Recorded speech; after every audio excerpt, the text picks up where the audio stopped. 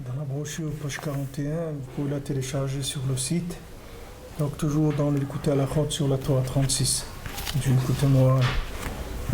Haute tête, donc page 41 en bas. V'ine kol zeu bekol hashana. Shanu oskim tamid etzayer or libracha l'idée Torah ve mitzvot. Donc ce dont on a parlé, du principe de dessiner la lumière avec des récipients dans ce monde-là, par la Torah et les mitzvot, ça c'est toute l'année où on est dans cette situation-là. Mais maintenant qu'on sort d'Égypte, avant qu'on ait reçu la Torah, ils étaient dans l'impossibilité de réparer leur récipient de façon parfaite, de par eux-mêmes, à cause de la Touma de Mitzrayim. C'est-à-dire que ce qu'il faut retenir ici dans ce qu'on a vu la dernière fois et dans le mahalach de cette Torah-là, c'est que le principe des récipients, c'est-à-dire la vraie guerre qu'il y a dans ce monde, la guerre, comme il y a comme on voit la guerre des mondes, la guerre des planètes, la vraie guerre qu'il y a, que l'homme il a dans ce monde, c'est la guerre des récipients. C'est ça la vraie guerre. Parce que quand Hachem il a créé le monde, je vous ai dit Hachem il a créé le monde, et si vous regardez dans Bereshit un peu les Mefarshim Al-Pisot, vous verrez que Hachem il a créé le monde, et quand il a injecté de sa lumière dans le monde, alors le monde il a explosé. Et pendant 7 fois comme ça, le monde il a explosé. Donc Hachem, lui-même, il a cassé les récipients. Pourquoi Hachem il a fait ça? Hachem il aurait pu faire que le monde comme on le connaît aujourd'hui, il aurait réussi de la première fois. De la première fois, il aurait fait ça. Il n'aurait pas eu besoin il n'aurait pas eu besoin de faire des mondes cassés. Qu'il a cassé une fois, il a cassé 2 fois. Pourquoi? Parce que c'est comme ça que Hachem il a créé le mal. Le mal, il s'est créé par le fait que les récipients ils sont cassés. Quand les récipients ils sont cassés, donc la lumière, elle a débordé. Il n'y avait pas de récipient où mettre la lumière. C'est ça qui a créé toute la possibilité du mensonge et du mal. Parce que du moment, comme on avait dit avant Sukkot, du moment où la lumière elle vient dans un récipient, tu ne peux pas te tromper. C'est-à-dire que tu ne peux pas raconter des histoires. Tu peux raconter des histoires quand il y a un doute. C'est-à-dire quand la lumière et le récipient, ils ne sont pas liés. Mais quand la lumière, elle est dans le récipient, qui lui convient, et que le récipient, il est bien, et qu'il ne laisse pas déborder la lumière, tu ne peux rien faire. C'est-à-dire c'est quelque chose il y a une évidence. Donc dans le monde, pourquoi on vit aujourd'hui ce qu'on vit? Et pourquoi il y a des gens qui peuvent raconter n'importe quoi, de toutes sortes de sectes ou de religions, pourquoi les gens ils peuvent inventer des religions, faire des religions qui ressemblent au judaïsme, tout ça, ça vient parce que la lumière elle n'est pas dans des récipients. Si la lumière elle était dans des récipients, tu verrais exactement comme une bouteille. Que maintenant si tu vois une bouteille, quelqu'un il va pas te dire non, ça c'est pas une bouteille, c'est un écureuil. Tu veux dire c'est pas un écureuil, c'est une bouteille, c'est pas un écureuil. Mais pourquoi tu vois qu'une bouteille c'est une bouteille? Parce que la lumière de la bouteille, elle est dans le récipient de la bouteille. C'est-à-dire qu'une fois que la lumière et le récipient ils sont ensemble, ça donne une évidence. Normalement, on devrait avoir l'évidence de tout ça. Mais Hachem, il a créé pour que l'homme il puisse avoir la possibilité de dire non et de dire oui. Hachem, il lui a donné, pour lui donner le libre arbitre, il lui a donné la possibilité d'avoir de multiples interprétations possibles. Alors maintenant, Hachem, il a fait ça intentionnellement. C'est comme ça qu'Hachem, il a créé le mal. Hachem, il n'a pas créé le mal. Hachem, il a créé la possibilité de se tromper, mais pas le mal. C'est-à-dire que le mal, c'est le résultat de cette possibilité de se tromper qui a été prise par l'homme et que l'homme il a fait ce qu'il a voulu avec, et toutes les forces négatives aussi, même pas que des forces humaines, d'autres forces aussi, des anges et des démons, des forces négatives qui utilisent cette lumière-là, qui n'a pas de récipient. Comme quelqu'un, il a trouvé il me racontait un directeur, un ami que j'ai qui est directeur d'école. Il m'a dit une fois il a un problème avec un enfant. Un enfant il a trouvé de l'argent dans la rue. Alors il vient et il dit au directeur, bon, j'ai trouvé dans l'argent dans la rue, c'est à moi, etc. Alors le directeur lui dit non, c'est pas à toi. Tu as trouvé de l'argent dans la rue, mais c'est pas à toi. Alors le gosse il rentre chez lui, il dit à son père il vient voir le directeur avec le gosse, il dit comment tu dis ça à mon fils, il a trouvé de l'argent, c'est à lui, etc. Il lui a dit non, l'argent il n'est pas à lui, cet argent il est à toi, tu l'as gagné, quelqu'un il te l'a donné, il dit non, il dit ok. Et donc il n'est pas à toi, il dit non il n'est pas, ok. Maintenant tu l'as trouvé, oui, maintenant est-ce que quand tu trouves de l'argent, après il t'appartient, ça il faut demander à un rave, tu lui demandes, il va te dire voilà tu as trouvé une pièce dans la rue, ben, cette pièce elle t'appartient, mais c'est pas quand tu vois la chose tu dis c'est à moi, c'est pas à toi, c'est-à-dire tu as trouvé de l'argent et maintenant cet argent là tu peux le prendre parce qu'il n'y a pas de signe qu'il appartient à quelqu'un. L'argent, il est comme ça, et puis quelqu'un qui perd de l'argent dans la rue, il sait qu'il ne va pas le retrouver, donc il a fait youch, c'est-à-dire il sait qu'il ne va pas aller retrouver cet argent, donc tu peux les prendre et ils vont t'appartenir, il n'y a pas de problème. Mais il ne faut pas dire que c'est à toi. C'est-à-dire que maintenant, toutes ces notions-là, ce sont des notions où l'homme, il interprète directement, c'est-à-dire il prend des raccourcis. C'est vrai que c'est à toi, maintenant, mais il ne faut pas dire c'est à moi. Il faut dire j'ai trouvé de l'argent. Maintenant, le fait que j'ai trouvé de l'argent et qu'il n'y a pas son propriétaire, je ne connais pas son propriétaire, alors ça peut être, je peux me les approprier. Mais ce n'est pas à moi. C'est important que de faire la chose avec des étapes, parce que sinon, tu vas te tromper. Parce qu'après, quand il y aura une situation un peu plus délicate, alors la personne, elle va trouver un portefeuille, par exemple, avec de l'argent dedans. Et il y a une carte d'identité. Il n'a pas le droit de prendre l'argent. C'est du vol. Pourquoi ? Parce qu'il y a une carte d'identité. Voilà, c'est à cette personne l'argent. Il doit aller à la police, les objets trouvés, il remet la chose. Maintenant, si la personne elle s'habitue à faire des petits raccourcis à droite, à gauche, après, il va dévier complètement. Ça vient d'où ? C'est que la lumière et les récipients, ils ne sont pas clairs. Ils ne sont pas ensemble. Donc, la situation, elle n'est pas claire. Du moment où la situation n'est pas claire, donc l'homme, il va commencer à interpréter selon ce que lui, il a envie. Et ce qu'on voit qu'il y a eu la xéra qu'on a vu tout à l'heure dans le noir, c'est-à-dire la xéra du Maboul, pourquoi il y a eu le décret du déluge, c'est parce que la terre elle s'est remplie de Hamas, de ce gazelle-là. Mais le Hamas, c'est pas comme on dit, c'est pas du vol à main armée. Le Hamas, c'est des petits trucs, c'est pas des grands vols que quelqu'un vient et vole le portefeuille de l'autre. C'est des petits trucs. Il vient, il goûte comme ça. Il vient chez un marchand de dattes, il prend une date pour goûter. Après l'autre, il passe aussi, il prend une pour goûter. Et il lui vide le magasin. Ils sont passés 2000 personnes. Ils ont goûté, ils lui ont vidé le magasin. Mais chacun, tu lui dis, tu as volé quelque chose ? Il dit, non, j'ai rien volé. Qu'est-ce que j'ai pris ? J'ai goûté, je voulais savoir si elles étaient... Ça, c'est le Hamas. C'est-à-dire, ça, c'est l'union du Hamas. C'est pas clair. C'est des choses qui sont un petit peu comme ça. Alors ça a été créé intentionnellement par Hachem dans la création du monde. C'est-à-dire le mode de création du monde, il a été fait comme ça. Il a été fait par Ribouille Or, beaucoup de lumière.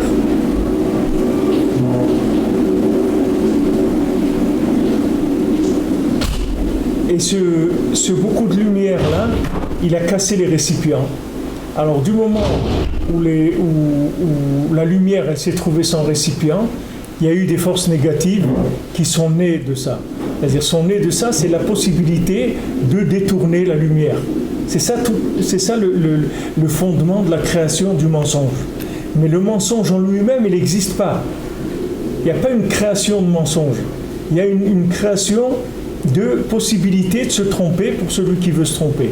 Alors maintenant, maintenant qu'on sort d'Égypte, à ce moment-là, on se trouve ici dans l'enseignement de Rabbi Nathan, qu'on est en train de sortir d'Égypte. C'est-à-dire qu'on est chargé en mensonges, on est chargé en avodazara, on est chargé en concepts de vie qui sont complètement faux. Alors, et on est avant Matan Torah, c'est-à-dire on n'a pas reçu la Torah encore. Donc on ne peut pas commencer maintenant à interpréter la lumière, parce que nos récipients, ils sont pas bien, c'est-à-dire ils ne sont pas complets, ils ne sont pas du tout comme il faut. C'est des récipients qui sont à l'envers. Même si on a des récipients, c'est des récipients de mensonges, ce n'est pas des récipients de vérité. Donc maintenant, on ne peut pas aller commencer à interpréter la lumière. Maintenant, si quelqu'un, il a des récipients cachers et qu'il a travaillé sur ces récipients et que Béhémet, maintenant, c'est un homme cacher, alors la lumière, quand elle va venir chez lui, elle va donner des interprétations valables, parce que la lumière va entrer dans un récipient qui est complet, qui est cachère, et il n'y aura pas de problème. Donc maintenant qu'on se trouve à la sortie d'Égypte, c'est pas du tout la même chose. On se trouve à la sortie d'Égypte, on se trouve énormément atteint par tout ce qu'on a vu, ce qu'on a entendu, ce qu'on a vécu, ce qu'on a mangé, etc. Et on va maintenant vers l'inconnu, c'est-à-dire on sort d'Égypte, mais on n'est arrivé nulle part pour l'instant. Il n'y a pas eu de Matan Torah encore. Donc comment on va se comporter dans cette période transitoire? Alors c'est de ça qu'il parle ici. Il dit Kodem Kabbalat Torah, lo hayu echolim litaken kelehem bishlemut be'atzmam machmatumat Mitzrayim. Ils ne pouvaient pas réparer leur récipient de façon parfaite à cause de l'impureté de l'Égypte. Alken enanu echolim leechol chametz sheu b'chinat tziyur. Maintenant, c'est pour ça qu'on n'a pas le droit de manger de chametz, parce que le chametz, c'est un dessin. C'est-à-dire que tu prends de la farine, tu prends de l'eau, et tu mets de la levure, et après, ça gonfle, ça prend une forme. Quand tu mets du pain, tu fais du pain, même si la pâte, au départ, elle est plate, après, elle va gonfler, elle va prendre une forme. Alors, cette forme-là, c'est le récipient qui dessine la lumière. C'est un principe de dessin. Chacun il dessine la lumière selon sa prina, selon ce qu'il est. Selon la réparation de nos récipients. Parce que maintenant, dans les récipients de chacun, il y a eu une emprise des Égyptiens. Le lien, c'est que quand maintenant par exemple, Paro, il a dit de jeter les premiers-nés, les garçons, dans l'eau, et il a dit les filles, vous pouvez les laisser vivre, mais les garçons, il faut les jeter à l'eau. Maintenant, le lien des garçons, c'est le souvenir, si tu veux, de la lumière et des récipients, comme ils étaient quand ils étaient à leur place, parce que Zachar, c'est la chose zikaron, c'est-à-dire un Zachar, un mâle, c'est quelqu'un qui se souvient de ce que c'était la chose avant qu'elle soit qu'elle ait une forme. C'est ça le principe masculin. Le principe masculin, c'est le souvenir de la chose dans son intégrité, comme elle était avant d'être déformée par des récipients. Et le principe féminin, c'est que des récipients. Donc maintenant, quand par exemple, maintenant, voilà, Baruch Hashem, il y a de la pluie. La pluie, elle va féconder la terre. La terre, maintenant, quand tu vois de la terre, tu ne vois pas que la terre, dans la terre, il y a des concombres, il y a des tomates, il y a des pommes, il y a tout ça, tu ne le vois pas dans la terre. La terre, c'est de la terre, il n'y a rien du tout. Mais maintenant, quand la pluie va féconder la terre, alors tu vas voir, il va sortir de la terre même des herbes, mais tu vas voir, il va sortir quelque chose et qui peut se multiplier à l'infini. C'est-à-dire, tu peux avoir de l'herbe, elle peut se multiplier. Tout ça parce que ça a été fécondé par la pluie, que la pluie, c'est un principe masculin qui vient d'en haut pour féconder la terre qui est féminine. Maintenant, le principe masculin et féminin dans la bria, c'est le même principe.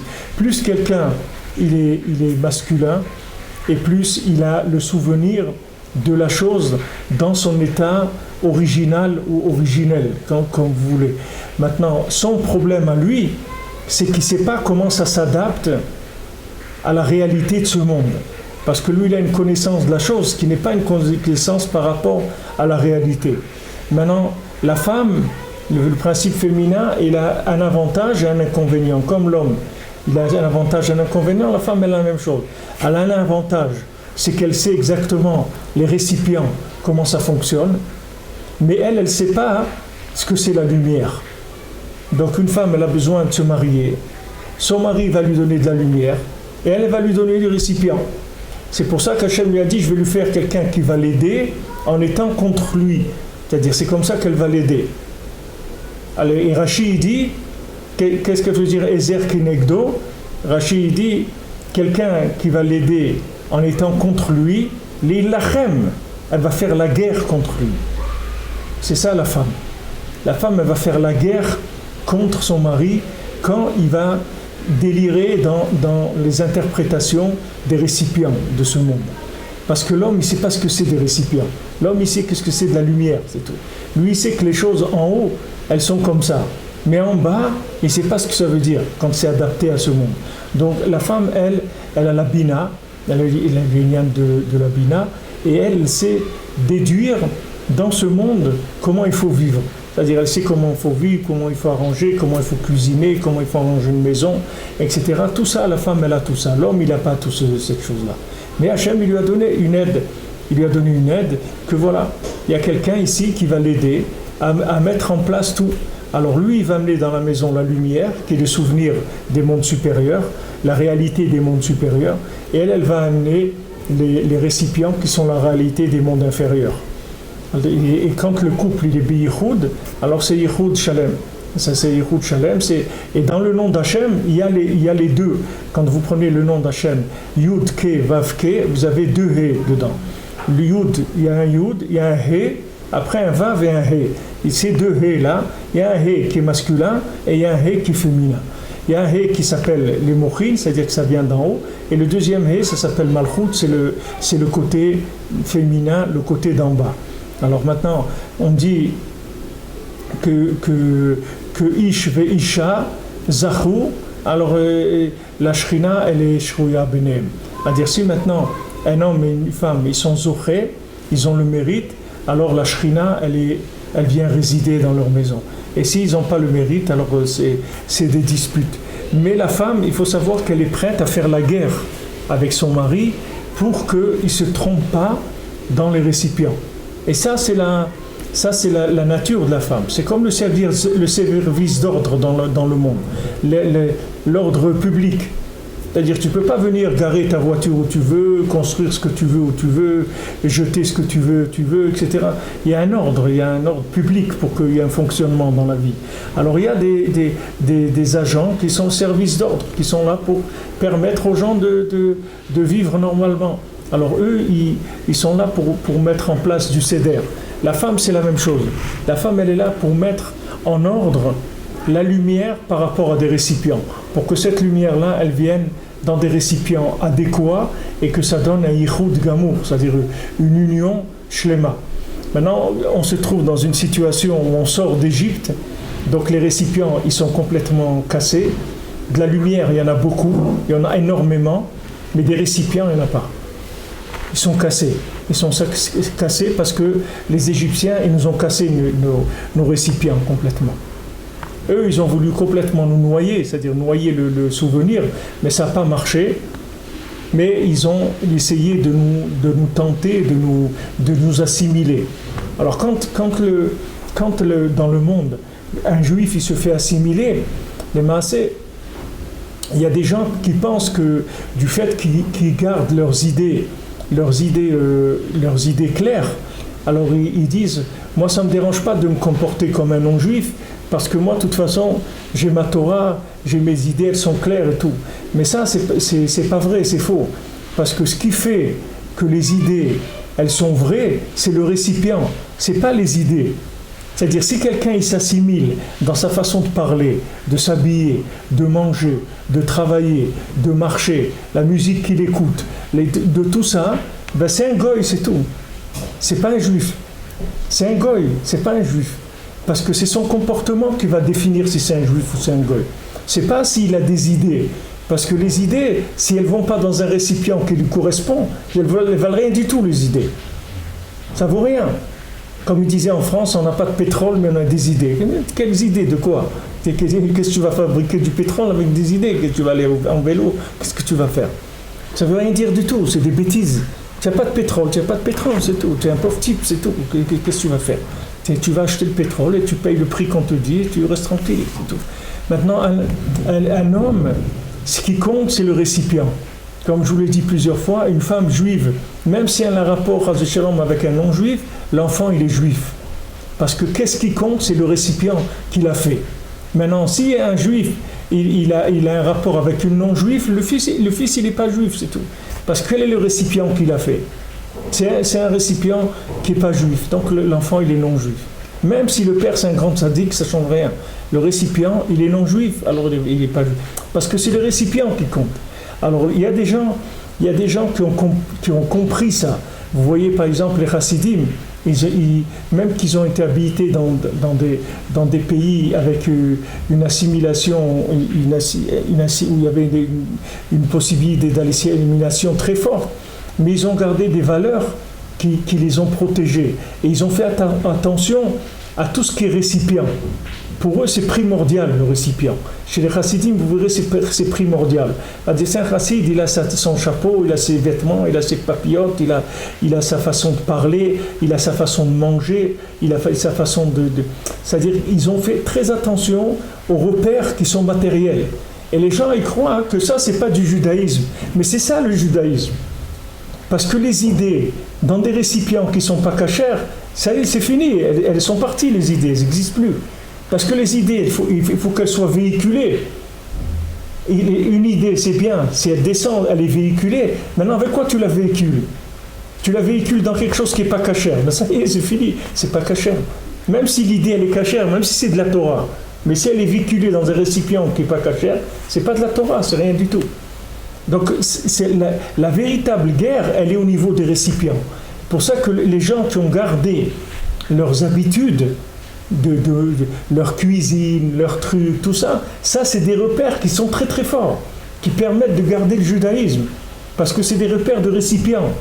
Tandis que ceux qui se sont basés sur les idées, qui ont dit c'est pas grave, on va s'habiller comme eux, on va parler comme eux, on va vivre comme eux, on va faire semblant, on va au restaurant, au café, on écoute la musique comme eux, c'est pas grave, nous on sait qu'on est juifs. Mais non, tu sais rien du tout. Savoir que tu es juif, c'est le récipient, c'est pas ce que les idées. Parce que les idées, quand elles vont atterrir dans un récipient, quand le récipient il a été contaminé, c'est terminé. Les idées, il n'y a plus d'idées. Les idées, elles deviennent aussi complètement à l'envers, automatiquement. Dès qu'elles rentrent dans le récipient, elles deviennent à l'envers. Donc c'est pour ça qu'il faut une shmira. Il faut le ikar, c'est la shmira. C'est-à-dire garder. Garder, quand on parle de shmira, c'est le récipient. Quand on dit Shabbat, Shamor vezachor, qu'on dit qu'il y a deux choses, Shamor, Shmira, qui est féminin, Zachor, c'est souvenir du Olam Haba, que ça c'est masculin. Maintenant, les deux, Bedibur Echad, c'est-à-dire les deux, ils ont été dits ensemble, c'est une seule chose. Mais maintenant, dans Shabbat, qu'est-ce qu'est le Ikar? C'est Shamor ou Zachor? Le Ikar, c'est Shamor. Parce que si tu n'es pas Shomer Shabbat, même si tu passes tout le Shabbat à étudier de la Kabbalah du Olam Haba, ça ne te sert à rien. Parce que tu ne vas pas goûter le monde futur. Pourquoi? Parce que tu vas Khalel le Shabbat.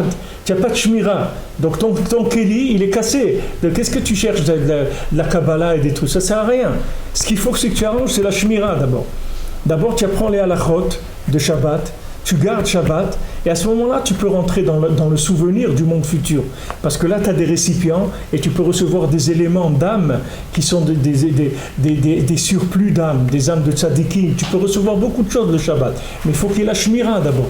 Il faut que le côté féminin, il passe avant le côté masculin. Toujours le côté féminin, dans ce monde-là, il passe avant. Dans l'autre monde, il passe après. Si par exemple, quelqu'un, chas v'shalom, il est niftar, quelqu'un il est niftar, alors on va l'appeler avec le nom de son père. C'est-à-dire on va dire un tel ben son père. Quand quelqu'un il est vivant, on veut prier pour lui, on va prier avec le nom de sa mère, pas avec le nom de son père. C'est-à-dire on dit un tel ben et le nom de sa maman. Quand quelqu'un il est vivant. Dès que quelqu'un il meurt, après on prie avec le nom du père, pas le nom de la mère. Pourquoi? Parce que quand quelqu'un il est dans ce monde, le principal c'est le récipient. Donc on va le déterminer, on va le définir par rapport au récipient qui est sa maman. Dès que quelqu'un il a quitté ce monde, il retourne dans le Zachar, dans Zikaron, il retourne dans le masculin.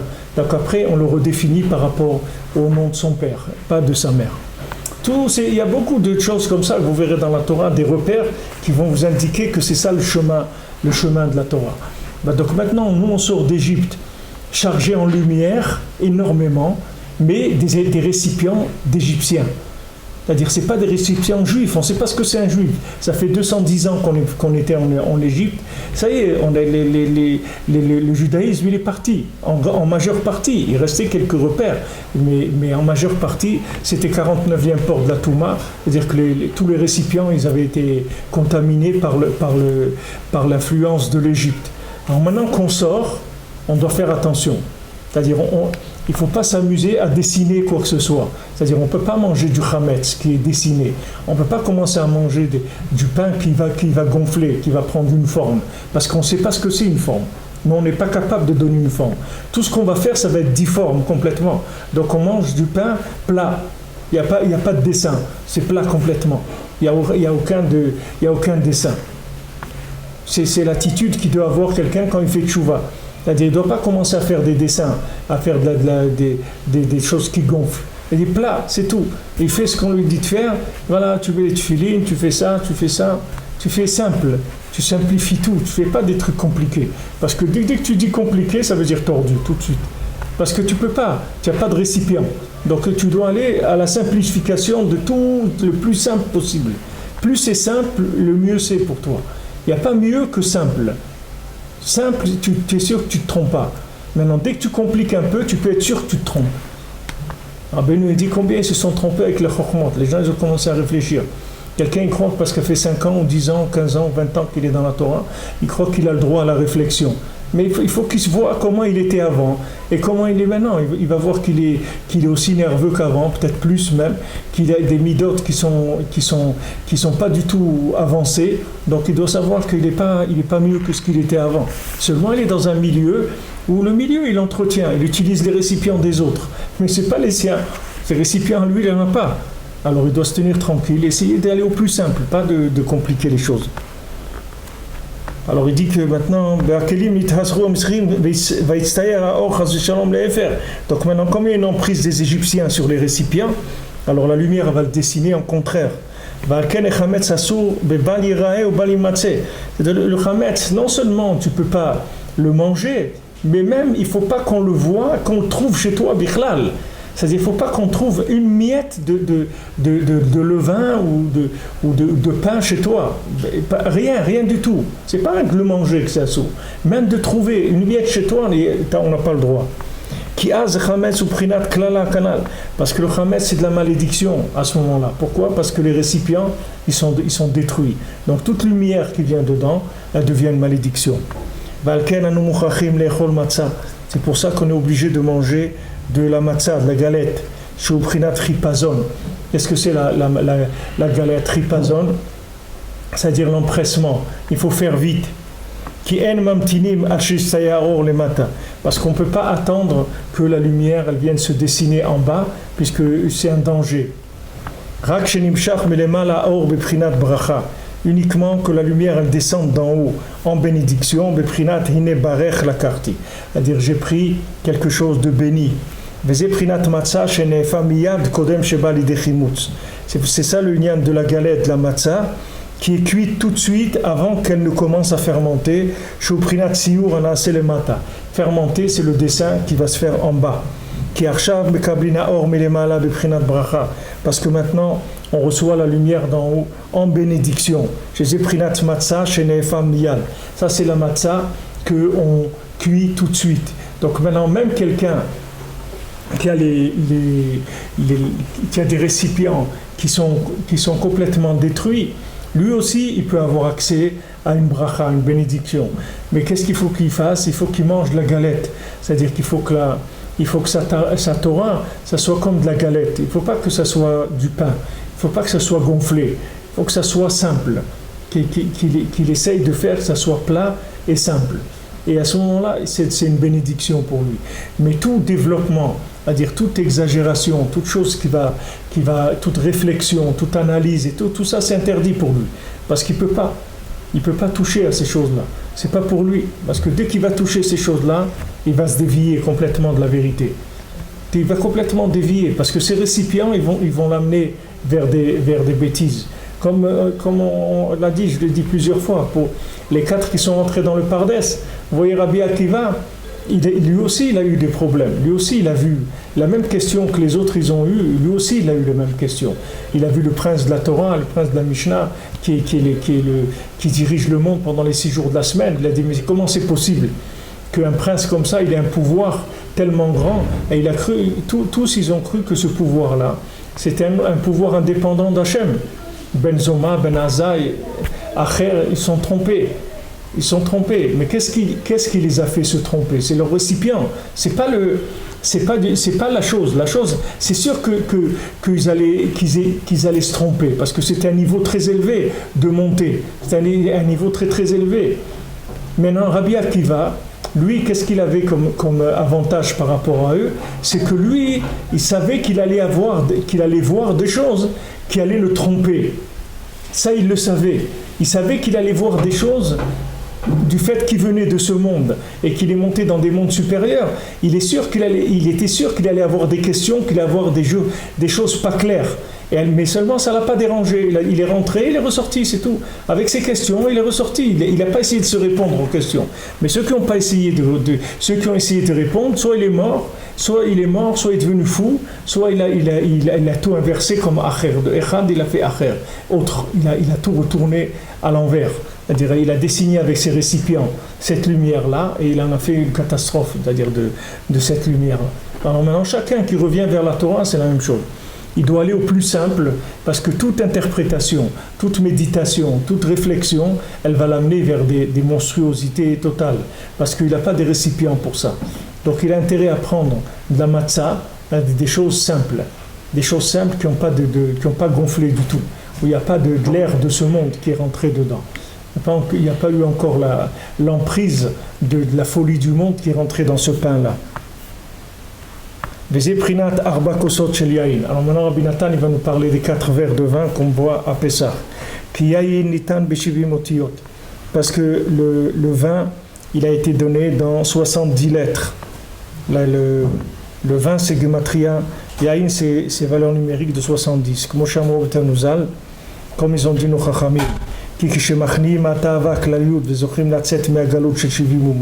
Parce que maintenant quand on repousse la ta'ava générale, cette ta'ava-là de la débauche, et qu'on est zoché de sortir, on a le mérite de sortir de l'exil des 70 nations, chez Ta'ava Anal, que l'exil des 70 nations, cette ta'ava-là, c'est-à-dire cette ta'ava, c'est comme si quelqu'un vivait dans un pays qui inclut tous les 70 nations, que quand quelqu'un il est sorti de ça, ça s'appelle qu'il est sorti d'Égypte, à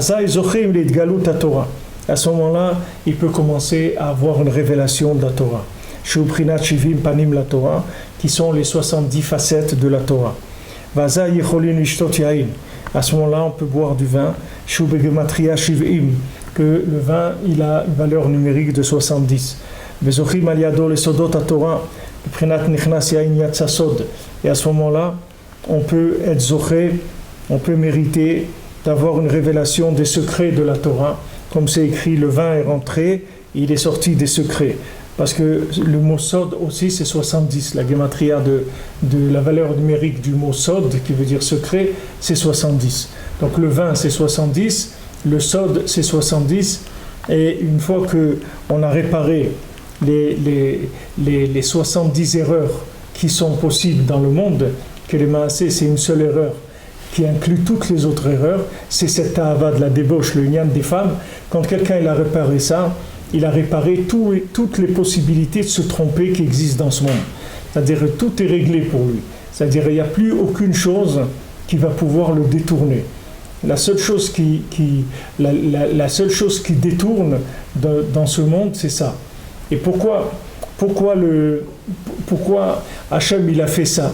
Pourquoi Hachem il a fait qu'il y a une telle attirance, l'homme il a telle attirance pour les femmes? Parce que le principe de la lumière, elle cherche toujours un récipient où résider. Le principe de la lumière, c'est comme l'eau. L'eau, vous pouvez pas l'arrêter. L'eau, elle s'arrête que quand il y a un récipient, il y a un mur, il y a quelque chose qui l'arrête, qu'elle peut pas. Mais l'eau, elle coule tout le temps. Si elle a le moindre petit trou, le moindre petite fissure, elle truc tout le temps. L'homme, il a été conçu comme ça. C'est-à-dire, Hachem, il a fait la femme à partir de l'homme, pour que l'homme il soit toujours à la recherche de sa femme. C'est l'instinct de l'homme. L'homme, il cherche toujours à féconder, à faire que la lumière, elle donne des petits dans ce monde. C'est-à-dire que la lumière, elle rentre dans des récipients et elle produise dans ce monde des éléments qui sont des éléments du yichud d'Hachem, c'est-à-dire de l'unité d'Hachem avec la matière. C'est-à-dire c'est le même principe. Hachem avec ce monde, c'est comme l'homme et la femme, c'est le même principe. Alors maintenant, quand le récipient, l'homme il cherche un récipient pour pouvoir donner la vie, pachout. Donc il y a une attirance vers ça. Mais seulement cette attirance-là, il faut qu'elle soit canalisée dans des directives que la Torah nous a données. Comment gérer ces choses-là. Maintenant, c'est là où il y a l'épreuve générale.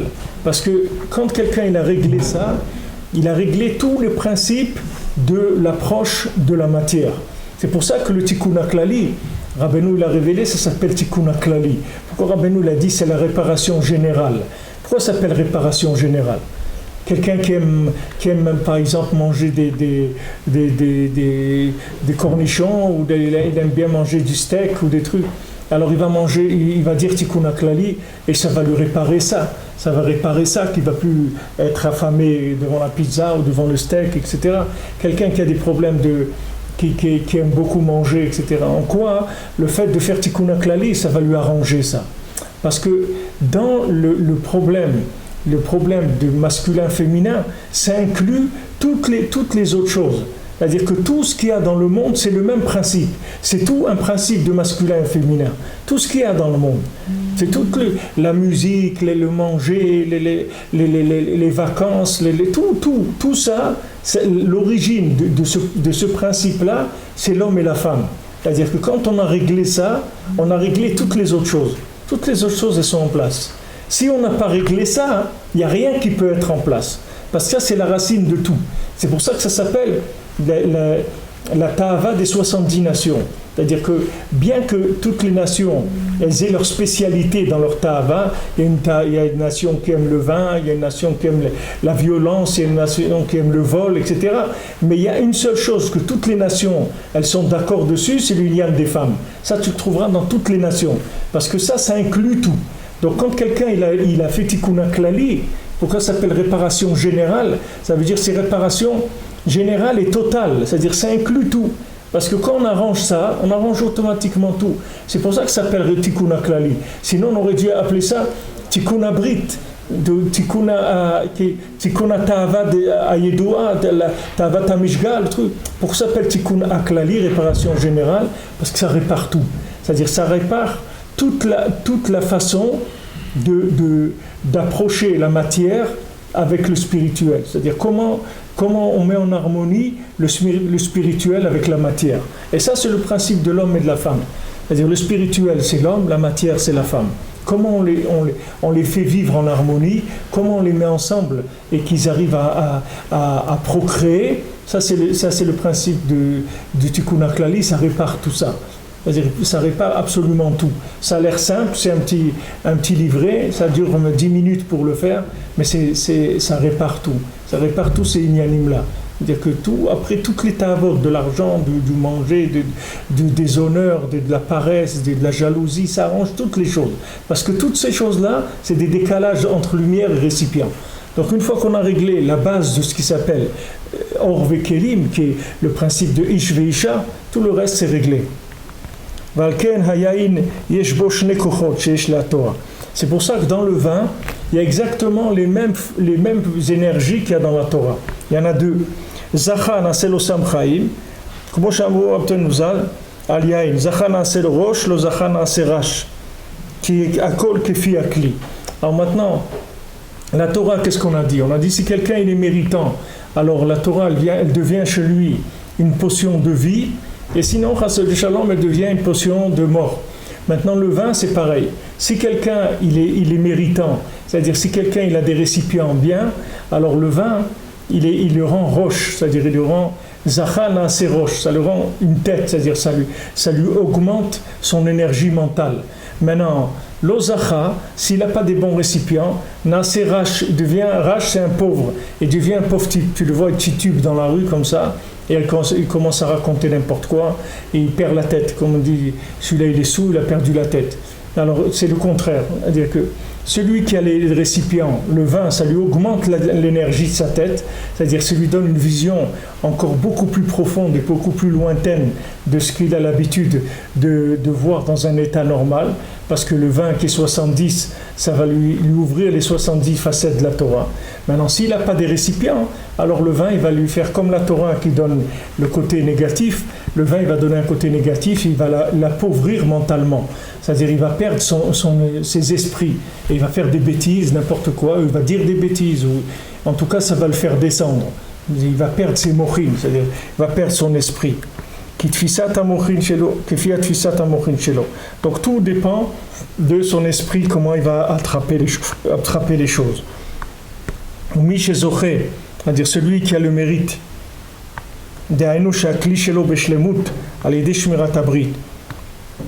que son récipient, lui, il est parfait grâce au fait qu'il garde l'alliance, c'est-à-dire il a mamash réparé les 70 facettes de la Torah chez lui grâce à l'alliance. Lui peut boire du vin. Pourquoi? Parce qu'il a repoussé déjà le mal des 70 nations. Donc lui, il a accès directement aux 70 facettes de la Torah. Il n'est plus en prise au mal des 70 nations, mais il va directement dans les 70 facettes de la Torah. Donc grâce au vin, il peut mériter de révélations de Torah, qui sont les 70 facettes de la Torah. Et c'est ce qui est écrit ici, là le mérite, il devient une tête, c'est-à-dire la tête des mochin, c'est-à-dire de l'esprit, de l'énergie mentale. C'est-à-dire il reçoit une énergie nouvelle mentale qui est de la révélation de Torah.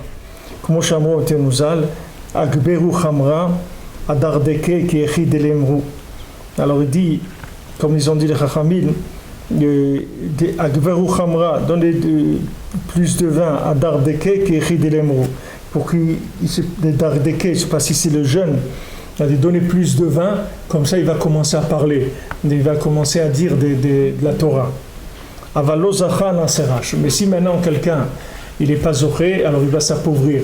Vous voyez ici les Breslevers à Purim, quand ils buvaient, Rav Shmuel Shapira et tous les anciens comme ça de Breslev, quand ils buvaient, alors ils disaient des choses à Purim extraordinaires, que jamais dans l'année ils parlaient comme ça. Mais à Purim, vous voyez, c'est ce qu'il dit ici, c'est-à-dire donnez-lui du vin, comme ça il va commencer à parler. On dit le vin, ça délie la langue, c'est-à-dire il va commencer à parler. Et il parlait de choses très très élevées, et c'était mamash un plaisir de les écouter comme ça à Purim, parce qu'ils sortaient que de la Torah. Mais si tu prends des gens qui ont des kélim cassés, quand ils boivent, qu'est-ce qui sort? Ils sortent des poubelles, des égouts, ils sortent. Qu'est-ce qui sort? Il dit des choses pas bien, des mots pas bien, des comportements pas bien, etc. Alors c'est sûr que celui-là, il n'a pas le droit de boire, même pas à Purim, il ne faut pas qu'il boive. Parce que ces récipients, ils sont ce qu'ils sont. Et qu'est-ce qu'il va faire? Alors ça appauvrit, c'est-à-dire ça lui appauvrit le cerveau. Au lieu de lui enrichir, ça lui appauvrit. Maintenant, quand on dit quelqu'un qui est pauvre, ça il est pauvre de la tête, c'est de la pauvreté mentale. Puisque maintenant il n'a pas eu le mérite, que son récipient maintenant il est pas du tout parfait, il n'est pas complet. Alors maintenant, qu'est-ce qui se rajoute chez lui? De la bêtise, c'est-à-dire il devient plus bête que ce qu'il était avant. Qu'il a un selosam mavet, parce que ça devient chas shalom une potion mortelle, chas shalom. Parce que toute la réparation du vin, elle se fait selon la réparation de l'alliance. Aroe sota mekil kula, yazir atzmo minayain. Comme c'est écrit, celui qui voit une sota dans Kilkula, c'est-à-dire celui qui voit que Chas v'Shalom, une femme, elle a trompé son mari, alors tout de suite, il doit arrêter de boire du vin. Ça veut dire que maintenant, dans la Torah, si vous prenez la paracha de Sota et la paracha du Nazir, de celui qui ne boit pas de vin, elles sont collées l'une aux autres. Alors pourquoi? Parce qu'on dit à quelqu'un, si quelqu'un il voit ça, s'il voit que Chas v'Shalom, une situation, une femme elle a trompé son mari, tout de suite il faut qu'il arrête de boire du vin. Parce que c'est lié, ces choses-là elles sont liées complètement. Quand il y a du bgam abrit, c'est-à-dire quand il y a des problèmes dans l'alliance, donc il faut se séparer du vin. Et parce que quelqu'un ne peut boire du vin que s'il a réparé l'alliance. Il a eu le mérite de sortir de l'exil d'Égypte. C'est-à-dire de ce mauvais plaisir-là des 70 nations.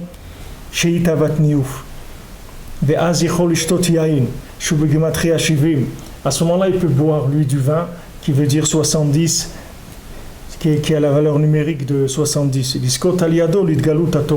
Et grâce au vin, ça va lui donner une révélation de Torah. C'est pour ça qu'à Pessah, au moment où on sort de d'Égypte, c'est une mitzvah de boire du vin. C'est les 4 vers qu'on boit, qui sont par rapport aux 4 mots qui parlent de la Géoula dans la Haggadah de Pessah. Ils sont par rapport aux 4 campements dans lesquels la Shrina réside. Chez Brinat Arba de Galim, qui sont les 4 drapeaux des Shvatim. Les Shvatim, ils étaient 12 et ils étaient divisés en groupes de 3.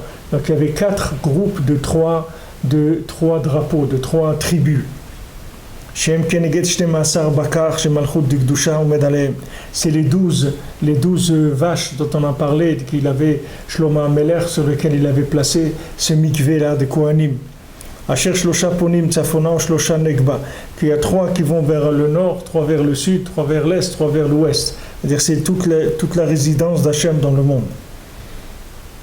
Alors on avait vu que c'est ça qu'on aimait Kaven dans Kriyat Shema. Dans Kriyat Shema, on fait 6 mots, c'est Shema Israël, Hashem Elokeinu Hashem Echad, et 6 mots, c'est Baruch Shem Kevod Malchuto Leolam Vaed. Donc ça fait 12 mots. Ces 12 mots, c'est pour s'inclure dans les 70 nefashot, les 70 âmes de Beth Yaakov, c'est-à-dire les 70 âmes de la maison de Yaakov, que Yaakov, tous ses enfants, ils étaient pris dans Tikkun Abrit, c'était tous des tzadikim. Donc quand on dit ces 12 shvatim, c'est pour s'inclure dans les 70 nefashot de la maison de Yaakov, qui sont les 70 facettes de la Torah. מקוון כמו בארבעה דגלים שהיו הולכים גם כן 4 רוחות בדרום וצפון מזרח ומערב. Donc c'est la même chose que les 4 drapeaux, c'est-à-dire les 4 groupes de tribus qui se dirigeaient aussi, ils étaient toujours positionnés comme ça, nord, sud, est, ouest, il y avait des groupes de chaque tribu, elle avait son point cardinal où elle était. Maintenant le Ikar de la réparation de l'alliance, elle se fait par les 12 tribus, Shema ou Baruch, voilà, comme on a vu avant, Shema et Baruch Shem. C'est ça les 4 verres de vin qu'on boit le soir de Pessah qui s'appelle Tikkun Abrit. Ils sont 4 verres comme les 4 drapeaux qui contenaient les 12 tribus. Ils sont par rapport aux 4 coins cardinaux. Qui sont les 12 vaches, que chaque groupe il va vers une direction. Chez Ikar Tikkun Abrit al Yedeze, que le Ikar du Tikkun Abrit il se fait par ça, c'est-à-dire par le fait que, comme on dit, Mekabetz Nitre Amo Israël, c'est-à-dire que maintenant quand on arrive c'est écrit dans les Kavanot, quand on fait dans le Shmona Esrei Mekabetz Nitre Amo Israël, alors là-bas on pense à toutes les choses qui ont pu être dispersées dans le monde, que par nous ou par d'autres, et qu'on les ramène vers le centre, c'est-à-dire on les ramène vers Eretz Israël, vers la Gdusha, vers la Torah, vers les tzadikim. C'est ça qu'on est dans Mekabetz Nitre Amo Israël. Alors ce principe-là qu'on est Mekabetz les Nidachim, c'est-à-dire tous les gens qui ont été éloignés nous aussi, chacun qu'on est là aujourd'hui, c'est parce qu'il y a eu quelqu'un qui a tiré des énergies qui étaient à l'extérieur, il les a ramenées vers l'intérieur. Et nous, on faisait partie de ça, comme un filet, comme un pêcheur. Il lance son filet dans la mer, et maintenant il tire, il remonte, et voilà, il y a tous ces poissons là-bas dedans qui sont dans le filet. Maintenant, spirituellement, il y a des tzadikim, ils travaillent sans arrêt, et eux, à chaque fois, ils rapprochent, il y a des neshamot qui arrivent à se libérer, qui arrivent à sortir de la folie dans laquelle ils sont en train de vivre, et qui ne savent même pas, les pauvres, ils ne savent même pas qu'ils ont un problème. Pour eux, ils vivent normalement, ils croient que c'est la vie. Ils ne savent pas qu'ils sont dans un truc de fou complètement. Eux, ils croient qu'ils vivent, qu'ils sont bien. Ils vont le matin au travail, ils ont pris le petit expresso, les trucs, ils passent, il fait un petit courrier à la banque, un petit truc, après il va, il fait ça, après le soir il va, il fait ça, une petite partie de tennis, un petit peu de gymnastique, tout ça, il va un peu à la piscine, il rentre chez lui, regarde un petit film à la télé, les informations, mange un petit repas, truc, il va dormir, truc. Il croit que ça s'appelle ça la vie. Il ne sait pas, le pauvre, ce que c'est la vie. Il ne sait pas, il n'y a personne qui lui a appris. Il est enfermé dans un film. C'est-à-dire, lui-même, il est dans un film. Il vit dans un film de la vie, mais ce n'est pas la vie. La vie, ce n'est pas ça. La vie, c'est quand les récipients, ils ont reçu de la lumière, et que cette lumière, elle peut se manifester de façon positive. Et à ce moment-là, ça s'appelle la vie. Sinon, ce n'est pas de la vie. Alors, quelqu'un qui se branche sur les 12 tribus, alors c'est les 12 tribus, c'est elles qui représentent la connexion avec le haut. Et à ce moment-là, on peut parler des 70 facettes de la Torah. C'est-à-dire, on peut parler d'une interprétation de ce monde qui soit déjà proche de la vérité. Quand quelqu'un il a les 70 facettes de la Torah, alors il a une Torah qui est déjà très très proche de la vérité. Très proche de la vérité. C'est-à-dire que Mamash, il voit des choses clairement, et il sait exactement vers quoi se diriger, quoi faire, quoi commencer, quoi arrêter, quoi faire. Il a des visions claires des choses. Et si même lui ne voit pas, et Tzadikim s'occupe de lui, Hachem il s'occupe de lui, lui il fait ce qu'on lui dit de faire, et eux, ils s'occupent de lui. Déjà, ils vont lui arranger sa vie. Lui, il ne sait pas. Il ne sait pas. De la même manière, il faut dire toujours à Hachem, tu m'as sorti de là où j'étais, je ne savais pas où j'étais. Tu m'as sorti, alors sors-moi de là où je suis aussi maintenant. Sûrement qu'aujourd'hui aussi, je dois vivre dans un autre film encore. Et c'est sûr qu'il y a un autre film qui m'a attrapé encore. Il doit sortir de ce film-là. Bien que c'est un film qui ressemble un peu plus à la vérité, mais ça reste un film. Il y a encore du travail à faire. Il y a beaucoup de travail à faire. Là, ça dépend de l'inclusion dans le shvatim. C'est-à-dire le fait que quelqu'un, quand il fait schéma, il s'inclut dans les 12 tribus. À ce moment-là, il peut sortir de tous les concepts qui sont faux dans ce monde. Chacun il est plein de bêtises dans sa tête. On ne se rend même pas compte parce qu'on vit avec. Depuis qu'on est né, on vit avec ces bêtises. On en a rajouté, on a appris, il y a d'autres qui nous ont refilé d'autres bêtises, etc. Et nous, on vit, on croit qu'on vit. Parce qu'on tourne dans ces bêtises-là, on croit que c'est ça qui s'appelle la vie. Mais ce n'est pas la vie, Birlal. Quelle vie un homme il a sur cette terre-là? Quelle vie il a? Il n'a pas de vie, Birlal. Les gens ils croient qu'il y a du plaisir, qu'il y a de la liberté, il n'y a rien du tout dans ce monde. Ce monde-là, c'est un Gehinam, il n'y a rien du tout ici. Il n'y a rien, c'est un monde Regardez un petit bébé, le pauvre, combien il pleure rien que pour que ses dents elles poussent. Qu'est-ce que c'est ce monde-là?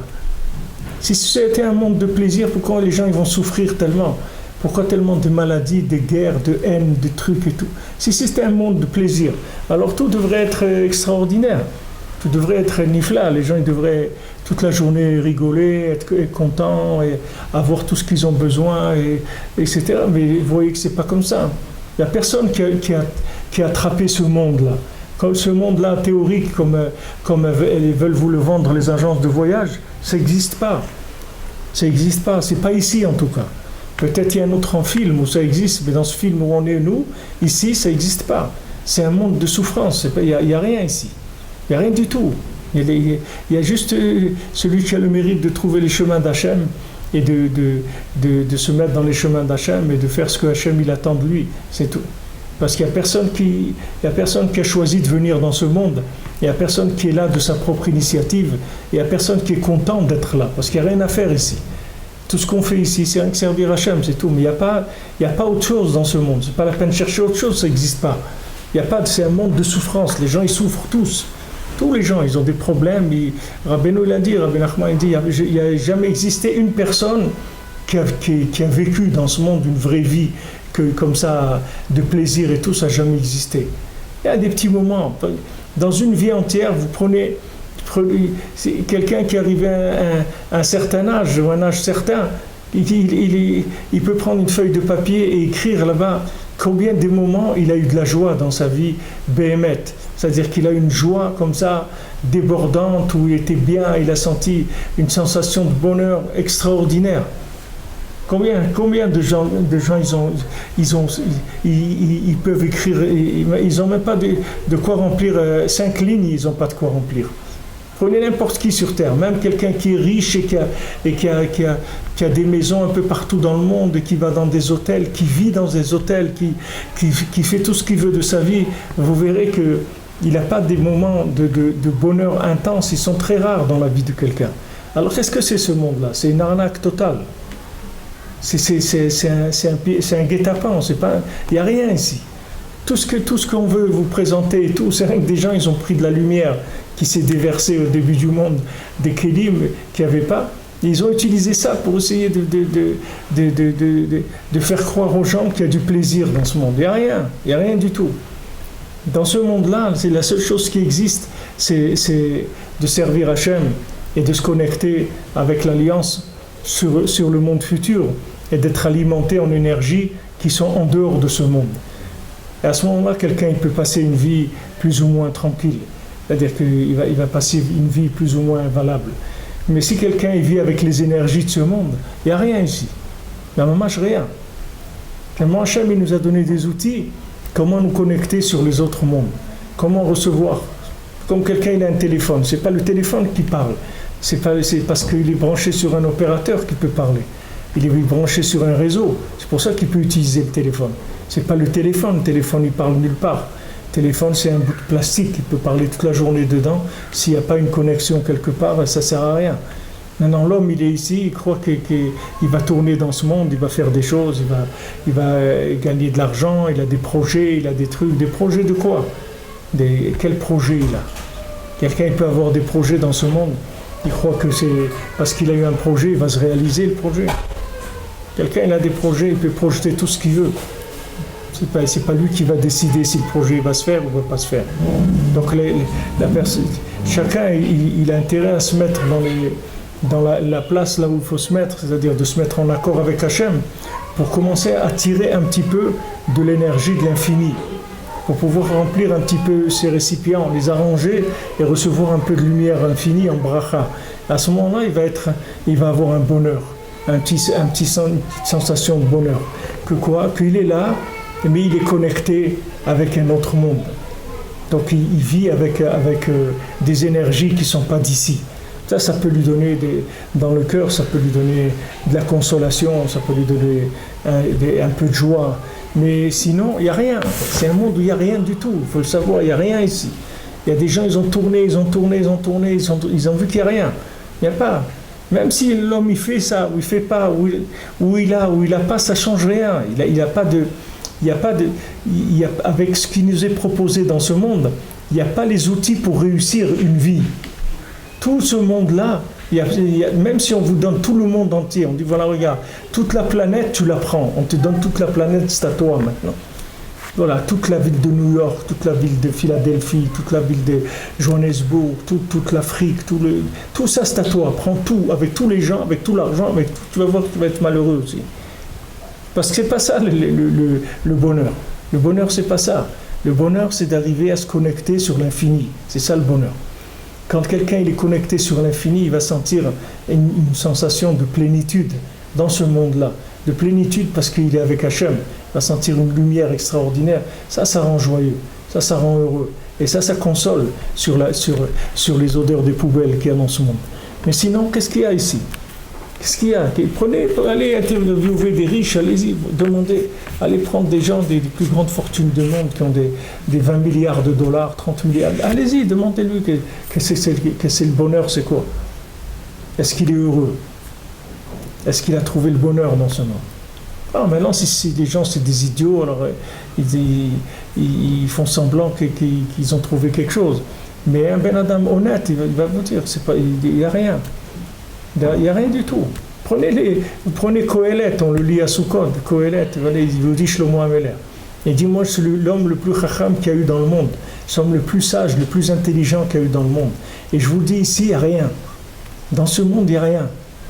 Ne crois pas à la richesse, ne crois pas dans les femmes, ne crois pas dans l'honneur, ne crois dans rien, il n'y a rien ici. C'est un monde, il n'y a rien. C'est tout Hevel Avalim, c'est tout du vide, c'est tout. La seule chose qu'il y a, c'est que d'ici, tu peux te connecter sur une base qui se trouve dans un autre monde et qui peut t'alimenter. Ça, oui.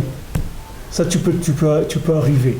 Mais sinon, ce monde comme il est, il n'a pas en lui la possibilité de satisfaire. Vous voyez, comme la pluie. S'il n'y a pas de pluie, on ne mange rien. S'il n'y a pas de pluie, on meurt de faim. S'il n'y a pas de pluie dans le monde, c'est terminé. Il n'y a plus rien. Et la pluie, elle vient pas de ce monde, la pluie. La pluie, Hachem, il envoie. Quand il veut, il envoie la bracha de la pluie. C'est Hachem qui décide. Ça ne vient pas d'ici. C'est pas ce monde-là qui fabrique la pluie. C'est pas le comportement de l'homme qui fabrique la pluie. Hachem, il envoie la pluie. C'est une bracha. Mais dans ce monde, il n'y a rien. La solution n'est pas ici. La solution, elle est ici, mais connectée ailleurs.